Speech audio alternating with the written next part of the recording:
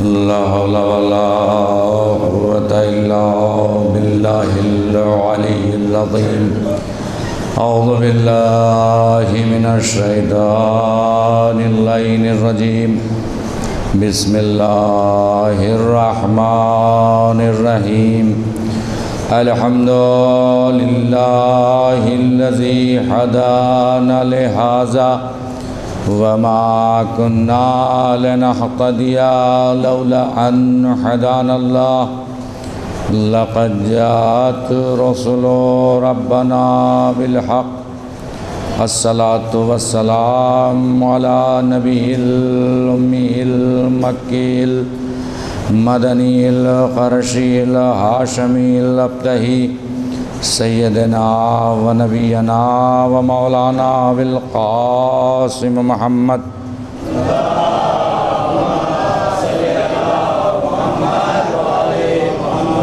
وعلى آله الطيبين الطاهرين المعصومين أما بعد فقد قال الله تبارك وتعالى في كتابه المتقن وقوله أحسن بسم الله الرحمن الرحيم إنا هديناه السبيل إما شاكرا وإما كفورا صلوات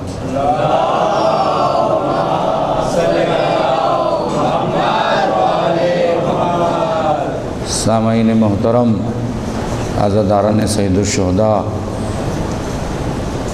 اسی آیہ کریمہ کے ذیل میں گزارش کی جا رہی ہے کہ انسان متوجہ ہو جائے کہ پروردگار نے ہدایت کا راستہ فراہم کر دیا ہے اور اس ہدایت کے راستے کو دکھا بھی دیا ہے، ہدایت کا راستہ پہچانوا بھی دیا ہے۔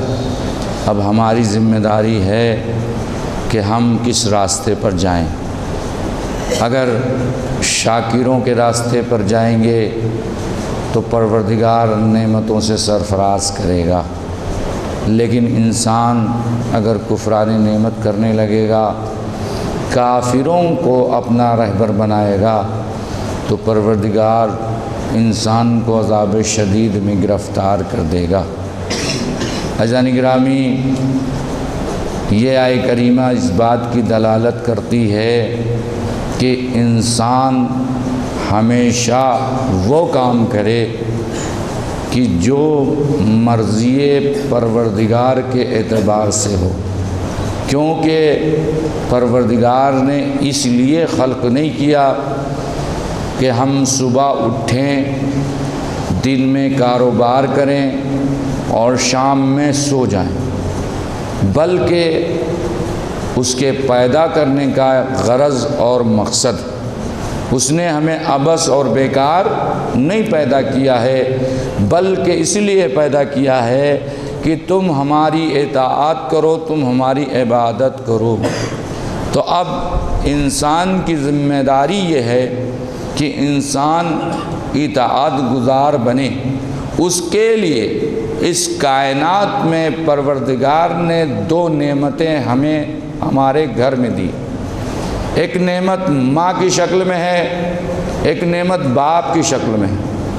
کہا یہ تمہارے گھر میں ہماری معرفت کا ذریعہ، تم اپنے والدین کو پہچانتے جاؤ، یہی والدین ہماری معرفت کراتے چلے جائیں گے، ہماری پہچان کراتے چلے جائیں گے۔ اسی لیے ضروری ہے کہ انسان کما حقہ کم سے کم اپنے والدین کو پہچانے، اور جو والدین کرتے چلے جا رہے ہیں اسے انجام دینا چاہیے۔ کہ کون سا کام؟ کہ وہ کام جو اللہ کے لیے ہو، جو کام اللہ کے لیے کر رہے ہوں وہ کام ہمارے لیے ضروری ہے کہ انجام دیں۔ لیکن انسان کیا کرتا ہے؟ انسان جیسے ہی اس قابل ہو گیا وہ چلنے لگا، پھرنے لگا، اٹھنے لگا، بیٹھنے لگا، جسم میں توانائی آ گئی، گفتگو کرنے لگا، تو وہ بھول جاتا ہے کہ ہم کو کسی نے پیدا کیا ہے۔ وہ بھول جاتا ہے کہ وہ ماں خود گیلے میں رہ لیتی تھی، ہمیں سوکھے میں لٹایا کرتی تھی۔ بھول جاتا ہے کہ وہ ماں خود بھوکے رہ جاتی تھی اور ہمیں کھانا کھلاتی تھی۔ وہ بھول جاتا ہے کہ یہ والدین کس مشقت سے ہمیں پروان چڑھا کے اس قابل بنا رہے ہیں۔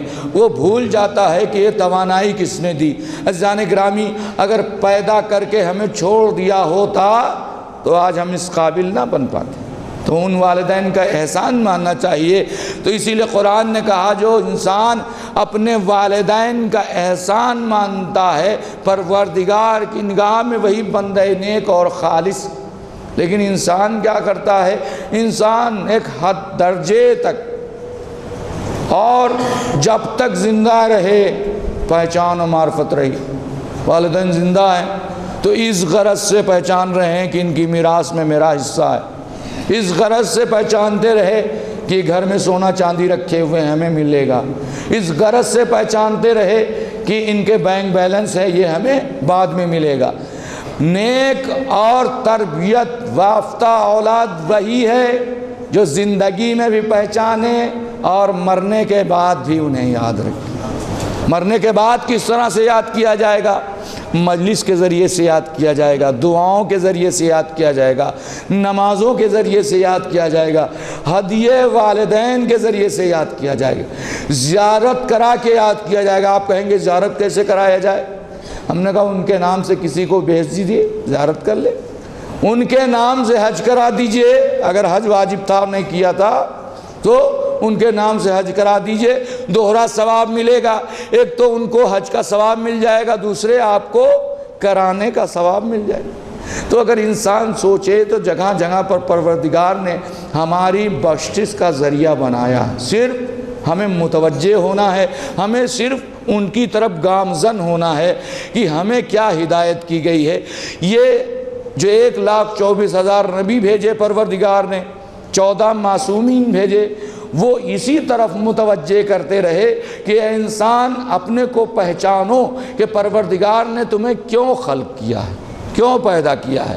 اس لیے پیدا نہیں کیا ہے کہ تم دنیا کماؤ، اس لیے پیدا نہیں کیا ہے کہ بیکار میں وقت برباد کرو، اس لیے نہیں پیدا کیا ہے کہ تم غیبت و برائی کرو، اس لیے پیدا نہیں کیا ہے کہ تم بغض و کینہ رکھو، اس لیے پیدا نہیں کیا ہے کہ تم فساد برپا کرو، اس لیے پیدا نہیں کیا ہے کہ تم ظلم کرو، اس لیے پیدا نہیں کیا ہے کہ تم بربریت کرو، بلکہ اس لیے پیدا کیا ہے کہ والدین کی اطاعت کرو، بلکہ اس لیے پیدا کیا ہے کہ اہل بیت کی معرفت پیدا کرو، بلکہ اس لیے پیدا کیا ہے کہ ہر لمحہ عبادت میں گزارو، بلکہ اس لیے پیدا کیا ہے کہ انسانی معاشرے میں اصلاح پیدا کرو، بلکہ اس لیے پیدا کیا ہے کہ علم حاصل کرو، علم آ جائے تو علم کو بانٹو، اس لیے پیدا کیا ہے کہ دولت کمائے اور دولت آ جائے تو دولت کو تقسیم کرو، اس لیے پیدا کیا ہے کہ بھائی چارگی پیدا کرو۔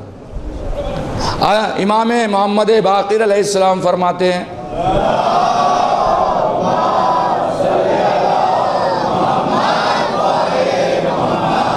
کہ 4 طرح کے انسان کو جنت کی خوشبو بھی نصیب نہیں ہو۔ ان میں پہلی چیز ہے کہ انسان قطع رحم کر دے۔ قطع رحم کے مطلب یہ ہے کہ انسان ظلم کرنا شروع کر دے اور رحم ایک دم اس سے ختم ہو جائے، چاہے وہ والدین کے اعتبار سے ہو، چاہے بیٹے کے اعتبار سے ہو، چاہے پڑوسی کے اعتبار سے ہو، چاہے محلے اور شہر کے اعتبار سے ہو۔ انسان اگر قطع رحم کر لیتا ہے، رحم سے دور ہو جاتا ہے، تو 5ویں امام فرماتے ہیں کہ جنت کی خوشبو بھی اسے نصیب نہیں ہوگی۔ جنت کی خوشبو کتنی دور سے آتی ہے؟ مولانا تشریف فرمائے ہماری بات کی تائید کریں گے کہ جنت کی خوشبو 1000 سال کے فاصلے میں جو دوری آتی ہے اتنی دور سے محسوس ہوتی ہے جنت کی خوشبو۔ اور کہتے ہیں کہ 4 لوگوں کو جنت کی خوشبو بھی محسوس نہیں ہوگی۔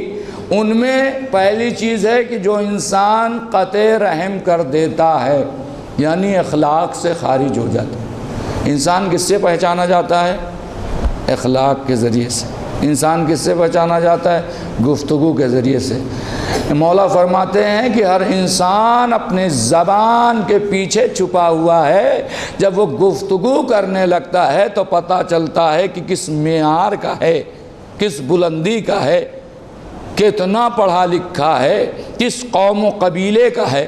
تو خدا کا شکر ہے کہ قومیت اور قبیلے کے اعتبار سے تو ہم اہل بیت کے ماننے والے ہیں، ان کے در سے وابستہ ہیں، ان سے محبت کرنے والے ہیں۔ جیسے ہماری زبان کھلی، ہر انسان پہچان جاتا ہے کہ یہ علی والا ہے، یہ جان جاتا ہے کہ یہ علی کا پہچاننے والا ہے، علی سے محبت کرنے والا ہے۔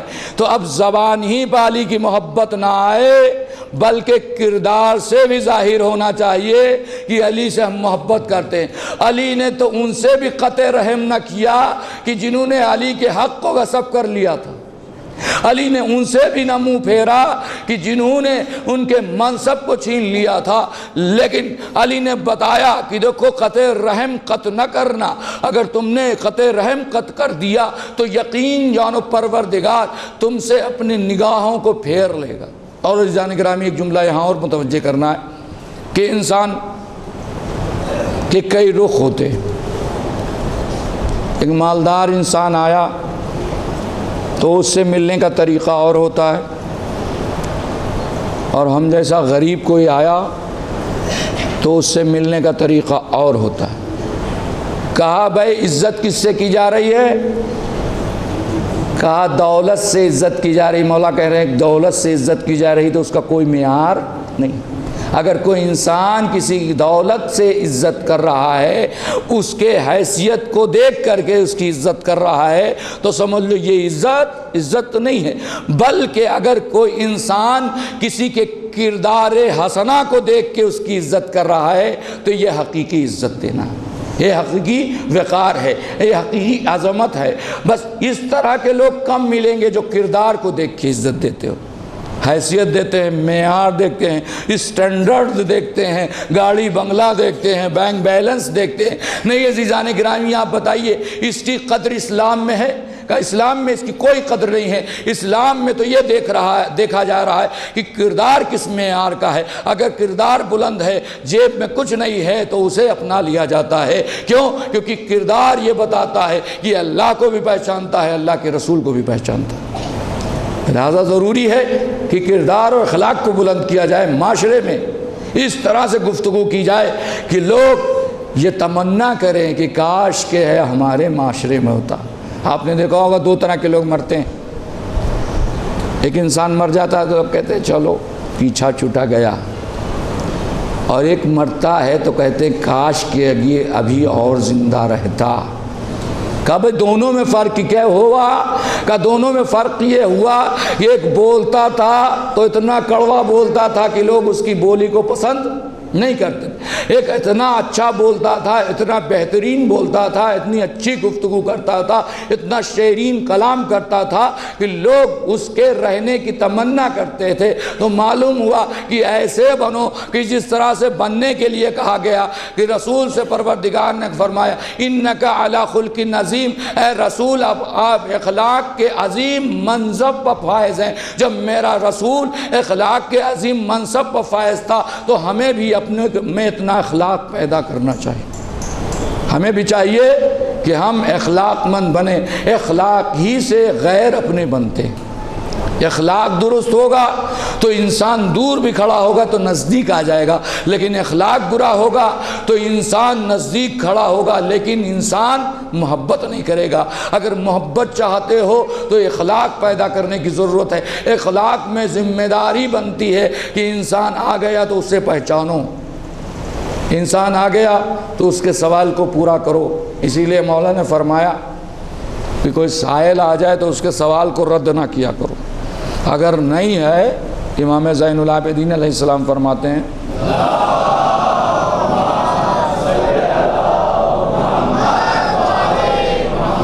کہ کوئی سائل سوال کر دے تو سوال رد نہ کیا کرو۔ اگر تمہارے پاس نہیں ہے تم معذرت تو کر سکتے ہو اس سے نا کہ معاف کیجیے گا اس وقت ہم کچھ مدد نہیں کر سکتے، لیکن انسان کیا کرتا ہے، دروازے پر سائل نے دق الباب کیا تو اگر دینا ہوا تو دے دیا اور نہیں دینا ہوا تو اسے بھگا دیتے، چل یہاں سے بھاگ جا۔ ایسا کردار ہمارے دروازے پر نہیں ہونا چاہیے۔ کیوں؟ کیونکہ ہم اہل بیت سے وابستہ ہیں، ہم ان سے ماننے والے ہیں، ان کے ہاں سے ہم نے درس حاصل کیا ہے، تو ایسا کردار ہمیں پیش نہیں کرنا چاہیے۔ اگر نہیں ہے تو کہنا چاہیے بھائی معاف کرنا، کبھی آنا، پھر انشاءاللہ ہم آپ کی مدد کریں گے۔ یہ کہہ دینے میں کتنا معیار آپ کا بلند ہوتا ہے، وہ آنے والا سائل آپ کی عزت کتنی کرے گا، آپ کی بلندی کو کتنا پہچانے گا۔ وہ کہے گا کہ کس معیار کا ہے کہ بتاؤ، اس نے دے نہیں دیا لیکن معذرت کر لیا، اس کے پاس کچھ نہیں تھا، اس نے معذرت کر لیا۔ تو اسی طرح سے انسان آج بربریت پر اتنا اتارو ہو گیا کہ گناہ پہ گناہ کرتا چلا جاتا ہے، لیکن کبھی توبہ کی توفیق نہیں ہوتی۔ آپ نے دیکھا ہوگا کرتے رہا پورا زندگی، لیکن کبھی آ کر کے اللہ کی بارگاہ میں اس نے نہیں کہا کہ پروردگار مجھے معاف کر دے، میں استغفار کر رہا ہوں، توبہ کر رہا ہوں۔ کیوں؟ کیونکہ انسان ظلم کرنے لگتا ہے تو پروردگار اس کے قلب کو سیاہ کر دیتا ہے، اور جب قلب سیاہ ہو جایا کرتا ہے تو حق حق نہیں سمجھ میں آتا، باطل باطل نہیں سمجھ میں آتا ہے۔ تو پروردگار ہمیں اس سے بچائے کہ میرا قلب سیاہ نہ ہونے پائے۔ کیوں؟ کیونکہ اگر قلب سیاہ ہو جائے گا تو انسان کا ضمیر مردہ ہو جاتا ہے، انسان حق کو نہیں پہچانتا۔ آج وہ لوگ جو علی سے دور ہیں، جو علی کی محبت اپنے دلوں میں نہیں رکھتے ہیں، یاد رکھیے ان کے قلوب پر مہر لگی ہوئی ہے، اور مہر میں ایسی کالک لگی ہوئی ہے کہ علی کی محبت وہاں تک پہنچنے ہی نہیں پاتی، لہٰذا وہ علی سے محبت نہیں کرتے۔ لہٰذا ضروری ہے کہ ہم علی والے ہیں تو ہمارے دلوں پر ایسی مہر نہ لگنے پائے کہ علی کی محبت دلوں تک نہیں پہنچ۔ جب تک دلوں میں نہیں پہنچے گی تب تک کہ ہمارے جسم میں انقلاب نہیں پیدا ہوگا۔ لہذا ضروری ہے کہ محبت جو زبان پہ ہے وہ دلوں میں اترے۔ اسی لیے قرآن نے کہا کہ ایمان کا تعلق دل سے ہے، ایمان کا تعلق زبان سے نہیں ہے۔ اسلام کا تعلق زبان سے ہے اور ایمان کا تعلق دل سے ہے۔ زبان پہ جاری کیا لا الہ الا اللہ محمد رسول اللہ، مسلمان ہو گئے، لیکن صاحب ایمان ہونے کے لیے ضروری ہے کہ لا الہ الا اللہ محمد رسول اللہ دل کی گہرائیوں تک اترے، معرفت میں سرشار ہوں، معرفت کی اس منزل پر پہنچ جائیں کہ خدا کی نشانیوں کو دیکھتے چلے جائیں اور خدا کی یاد آتی جائے، رسول کے قول کو پڑھتے چلے جائیں، رسول کی یاد آتی جائے، امام کے قول پر عمل کرتے جائیں، امام کو پہچانتے جائیں۔ یہ معرفت کا ذریعہ ہو جائے۔ لیکن ضروری ہے کہ صرف مجلس تک اپنے کو محدود نہ کر لیں۔ بہت سے لوگ صرف جانکاری مجلس سے حاصل کر، مجلس میں کتنا وقت دے دیا گیا کہ بھئی آدھا گھنٹہ پڑھیے گا مولانا صاحب، اس سے زیادہ نہیں پڑھ سکتے۔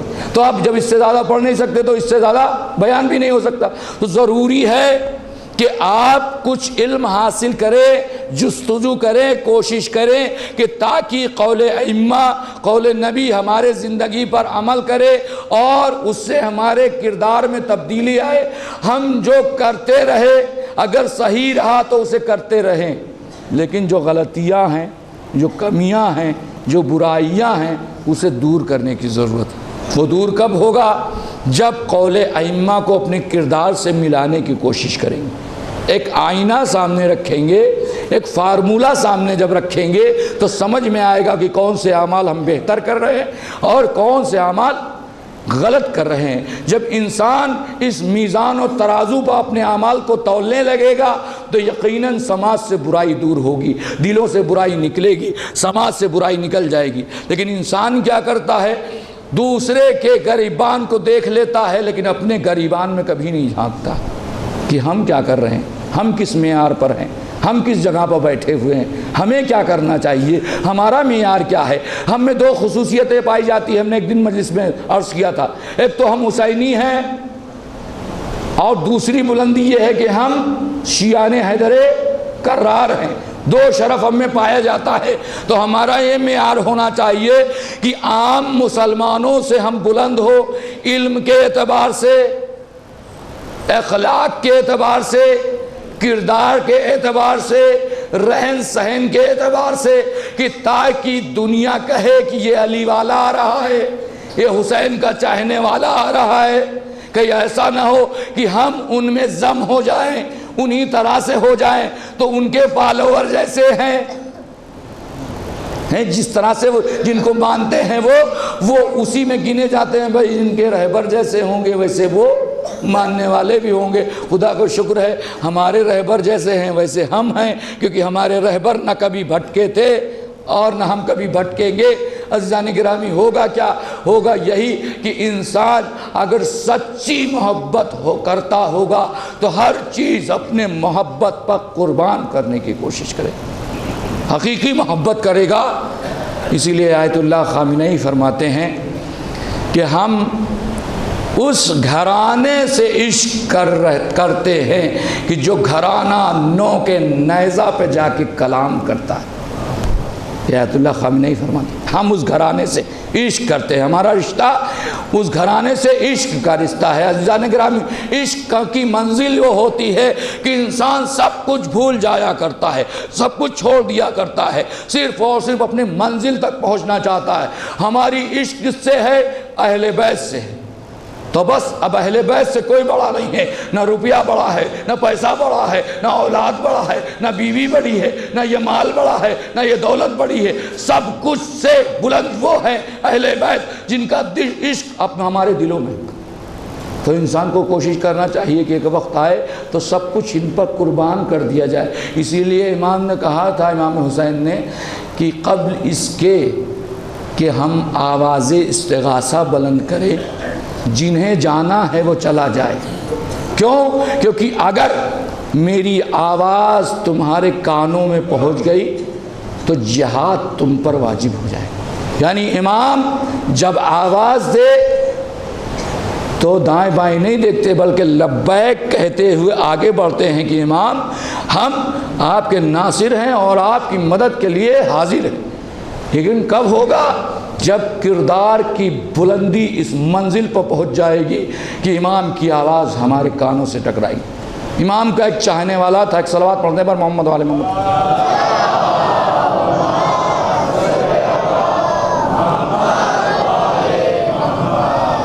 امام دورہ امام مہدی کا ایک چاہنے والا تھا جس سے امام ملاقات کیا کرتے تھے۔ ایک مرتبہ وہ چاہنے والے نے کہا، مولا میری بہت بڑی بستی ہے اور جس میں آپ کے چاہنے والے بہت ہیں۔ کہا کیسے؟ کہا ہر نماز کے بعد دعا کرتے ہیں کہ پروردگار ہمارے امام کے ظہور میں جلدی کرتے ہیں۔ اچھا؟ کہا مولا بہت بڑی بستی ہے اور آپ کے سارے چاہنے والے ہیں۔ مولا کہا ٹھیک ہے، اگر چاہنے والے ہیں تو ٹھیک ہے، ان سے کہہ دینا کہ کل رات 12 بجے بعد یعنی آدھی رات کے بعد مولا فلاں باغ میں آئیں گے، آپ لوگ ملاقات کے لیے چلیے۔ اب وہ جو چاہنے والا تھا، جو امام سے ملاقات کرتا تھا، اس نے دروازے جا کر کے دعوت دے دی کہ بھائی کل رات میں آدھی رات کے بعد مولا آپ سے ملاقات کریں گے، آپ حضرات ان سے ملاقات کے لیے چلے۔ سب نے کہا ٹھیک ہے چلے۔ ہوا کیا؟ آدھی رات ہونے سے پہلے اتنی شدید بارش ہونے لگی کہ انسان کا گھروں سے نکلنا بڑا مشکل ہو گیا۔ اب کوئی انسان گھر سے نکلنے کو تیار نہیں، رات کو 12 بج چکے، کوئی نہیں نکل رہا۔ لیکن وہ جو حقیقی چاہنے والا تھا، جو امام سے ملاقات کر رہا تھا، اس نے بارش کی پرواہ نہیں کی، ہاتھ میں لانٹین لیا اور بستی میں گیا دروازے۔ کیا کہہ رہا کہ چلو بھائی امام آ گئے، چلو۔ تو ہر انسان کیا کہتا ہے؟ نظر آیا تمہارا دماغ خراب ہو گیا ہے، ارے اس بارش میں امام آئیں گے؟ ہر گھر سے وہ مایوس جب پلٹا تو وہاں گیا کہ جہاں پر امام نے وعدہ کیا تھا ہم ملاقات کریں گے، تو دیکھا کہ امام ایک پیڑ سے ٹیک لگائے ہوئے مسکرا رہے۔ نعرہ حیدری،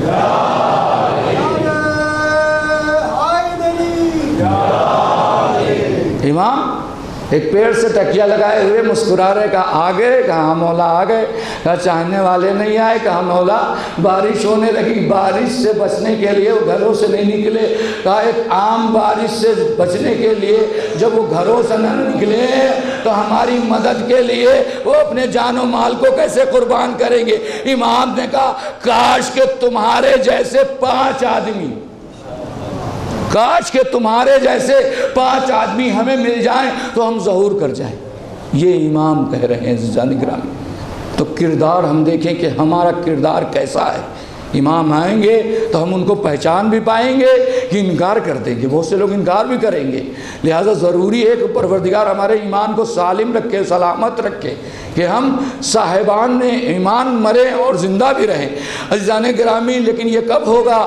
جب انسان معرفت کی نگاہوں سے دیکھے گا اور اس کے دل میں عشق علی اور عشق اہل بیت ہوگا۔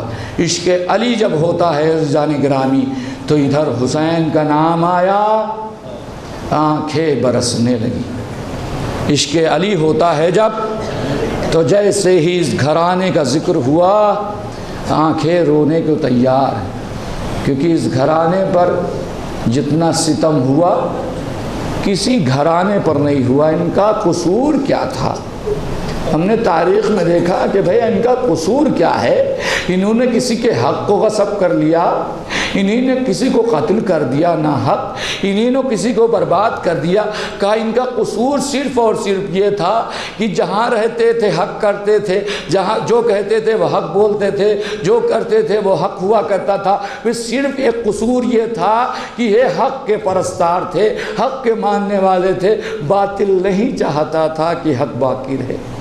ہر دور میں انہیں مٹانے کی کوشش کی گئی۔ رسول کو اس دنیا سے، رسول کے اوپر ظلم ہوا، رسول اس دنیا سے روتا ہوا گیا۔ اس کے بعد امیر المومنین کے گلے میں رسی کا بندھا ڈالا گیا۔